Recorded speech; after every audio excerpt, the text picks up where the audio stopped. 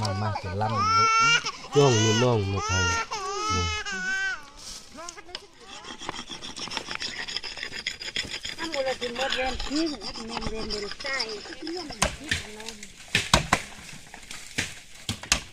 กราบทักทายสบายดีพ่อแม่พี่น้องปองบายมดสุขูสุโคนเอามาในมือนี้มาอยู่กับบ่าวข้าเจ้าในซองโพกระดูกคือเก่าคือเดิมเนาะพี่น้องซึ่งบ่าวข้าเจ้ามาในมือนี้เนาะบ่าวข้าเจ้ากสิมารีวิววิธีชีวิตของหมู่บ้านบ่าวข้าเจ้าในช่วงเดือน2 5 เดือน3นั่นเองเนาะเอาว่ามันสิเป็นแนวใดเนาะพี่น้องพวกเราไปรับชมรับเบิ่งนำกันเลยเนาะไปกันเลยซึ่งเดี๋ยวนี้บ่าวข้าเจ้าก็หาบน้ำสวยไอเคยโคงบ่าวข้าเจ้าหันไปให้นั่นเองเนาะซึ่งเดี๋ยวนี้บ่าวข้าเจ้าก็แวะมาฮอดทีให้เป็นทีเรียบร้อยแล้วเนาะซึ่งเดี๋ยวนี้พวกเราก็ยังท้าให้จุหน่วยของเรามากันให้ครบเนาะและก็สิเอาผ้าเก็บผ้าเนาะมารับหันนั่นเองเนาะซึ่งเดี๋ยวนี้เฮายังบ่มีหินอันรับผ้าเนาะพี่น้องเฮาต้องได้ท้าเจ้าโคงเพิ่นมาโกนเนาะซึ่งเดี๋ยวนี้ก็แม่นประมาณ8 โมงแล้วเนาะซึ่งเฮาอยู่แต่บ้านมาก็แม่น7 โมงเนาะเพราะว่าเฮาย่างมานั่นเองเนาะมันก็เลยเฮ็ดให้เสียเวลาหน่อยนึงเนาะพี่น้อง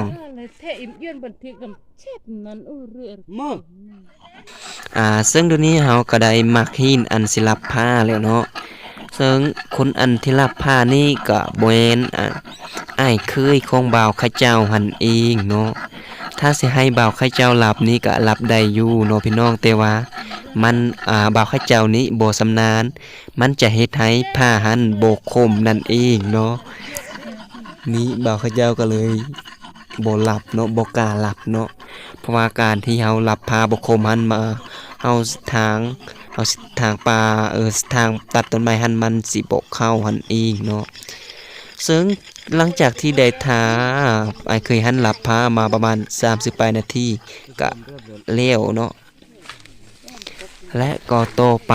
เฮาก็สิเริ่มไปทางให้แล้วเนาะพี่น้องนี่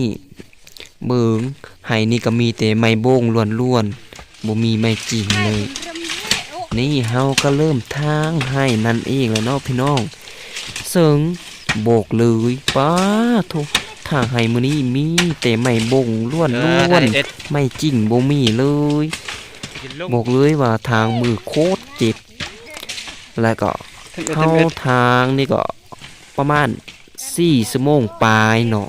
นี่เพราะว่าเฮาไปทางก็แม่นประมาณ8 โมงและก็8 โมง9 โมง10 โมงแล้วก็11 โมงครึ่งประมาณ11 โมงครึ่งเฮาก็พักเนาะแบบว่าเฮาทางแล้วหน้านึงแล้วก็เฮาก็พักน้อยนึงเนาะพักเอาแห้งเนาะพักกินนอกกินน้ำ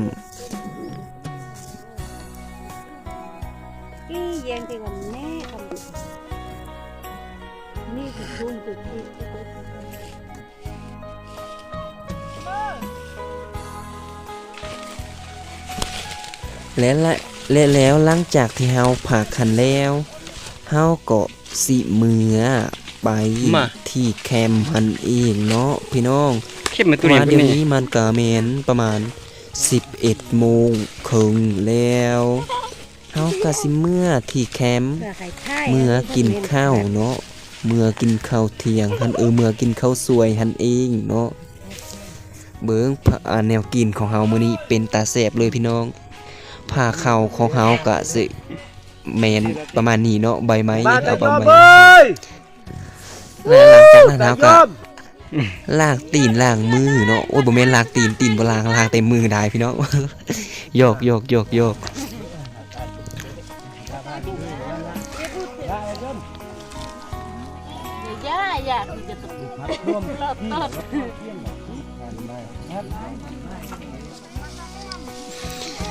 หลังจากนั้นเฮาก็กินข้าวสวยเนาะพี่น้องซึ่งอาหารของเฮาในมื้อนี้ก็สิมีแกงหน่อไม้ใส่สินไก่และก็อีกขวกเนาะพี่น้อง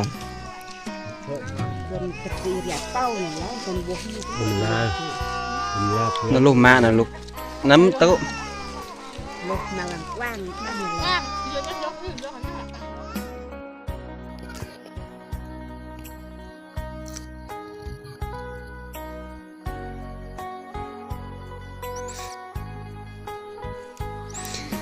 หลังจากที่กินอาหาร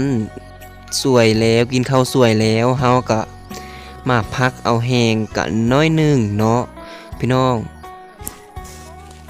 พักประมาณ 10-15 นาทีเนาะพี่น้อง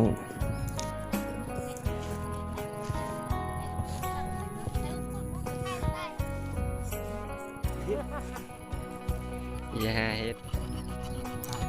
และแล้วหลังจากนั้นเฮาก็รับพาอีกเทือ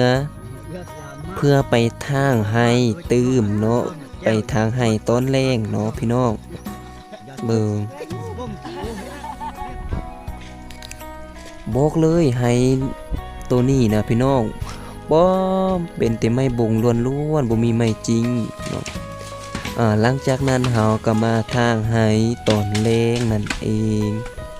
เบิ่งทุกคนตั้งใจทางให้เอาเทเอาว่ามื้อนี้แล้วบอกเลยว่าโคตรหนักและแล้วก็ฮอดประมาณ 4 โมงเฮาก็เลิกเวียกแล้วเนาะพี่น้องเลิกเวียกบ่แม่นแม่นล่ะเฮาก็เลิกเวียกเบิ่งคนตัดไฟตัดฟืนก็มีคนตัดไม้บอกไม้บ่งก็มีเพื่อเอาเมื่อบ้านเนาะพี่น้อง